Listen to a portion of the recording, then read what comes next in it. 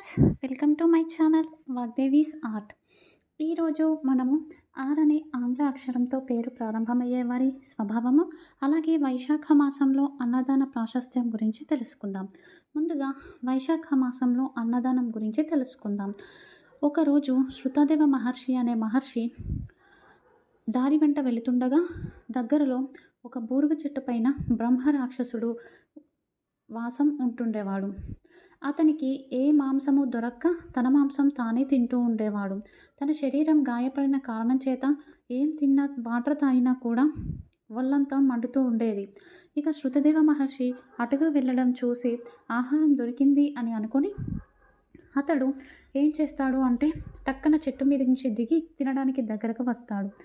ఇక శృతదేవ మహర్షి సజ్జనుడు, బ్రహ్మ వర్చస్సు కలవాడు. అతనికి ఉన్న తపశ్శక్తిని చూసి ఆ పిశాచం దూరంగా వెళ్ళిపోతుంది. ఇక శృతదేవ మహర్షి, ఆగు, నీకెందుకు ఇలాంటి వికృత స్వరూపం వచ్చింది? నేనేమైనా నీకు సహాయపడగలనా, నీకు మంచి జీవితం రావడానికి అని అడుగుతాడు.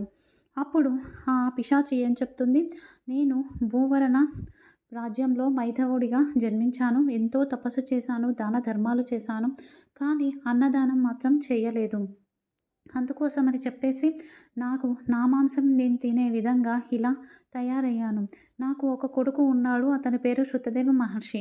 అతనికి వెళ్ళి నువ్వు చెప్పు, వైశాఖ మాసంలో నారాయణుడికి నివేదించిన అన్నాన్ని దానంగా ఇవ్వమని అని చెప్తాడు.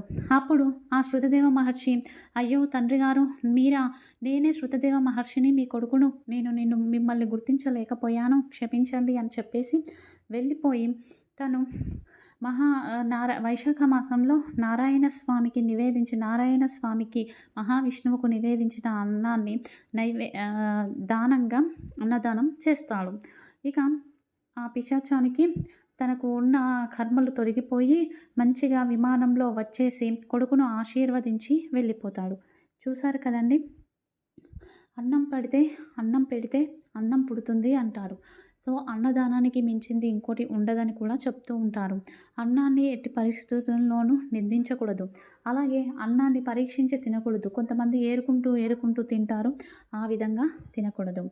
ఇక ఆర్ అనే లెటర్, రవీందర్ కానీ, రాధిక కానీ, ఈ విధంగా పేర్లు ప్రారంభమయ్యే వారి మీద ఆర్ మీద చంద్రుడు ఆధిపత్యం వహిస్తూ ఉంటాడు. సో వీరు ఎన్ని ఒడిదుడుకులు వచ్చినా కూడా తట్టుకునే శక్తి సామర్థ్యాలను కలిగి ఉంటారు. వీరిని ఎవరూ ప్రోత్సహించక్కర్లేదు. వీరే స్వయంగా వృద్ధిలోకి రావాలి అనుకునే మనస్తత్వంతో కష్టపడతారు. 10 మందిలోనూ సెంటర్ ఆఫ్ అట్రాక్షన్గా నిల్చోవాలని ఆలోచిస్తూ ఉంటారు. ఎదుటి వారిని బాగా అర్థం చేసుకుంటారు. చాలా చురుగ్గా ఉంటారు. పట్టుదల ఎక్కువగా ఉంటుంది. కృషితో సాధిస్తారు. గౌరవ మర్యాదలను కూడా పొందుతూ ఉంటారు. రాజసంగా హుందాగా బ్రతుకుతారు. ఇతరులకు సహాయ సహకారాలు అందిస్తారు. కానీ ఇతరుల నుంచి మాత్రం వీరు ఏమీ కోరుకోరు. అలాగే వీరికి క్షమాగుణం ఎక్కువ. ఏదైనా ఎంత పెద్దది జరిగినా కూడా వచ్చి క్షమాపణ, సారీ అని చెప్తే చాలు, విట్టే కరిగిపోతారు. మల్లెపువ్వు లాంటి మనసు అంటారు చూడండి, అలాంటి మనస్తత్వం వీరిది. అదేవిధంగా వీరు ఆధిపత్యం వహించేది చంద్రుడు కాబట్టి అమావాస్య, పౌర్ణమి రోజుల్లో కాస్త ఎక్కువగా భావోద్వేగాలకు గురి అయ్యే ప్రమాదాలు ఉంటాయి. కాబట్టి జాగ్రత్త వహించండి. ఇంకొక విషయం ఏంటి అంటే, వీరు అందరినీ మార్చాలి అనుకుంటూ ఉంటారు. నేను చెప్పిందే వినాలి అనుకుంటారు. అది చాలా కష్టమైన విషయం కదండి. కావున దాన్ని మార్చుకోవాలి. మంచి చేసి చెడు అనిపించుకుంటారన్నమాట. ఇది ఆర్ అనే వారి యొక్క గుణగణాలు. Thank you for watching.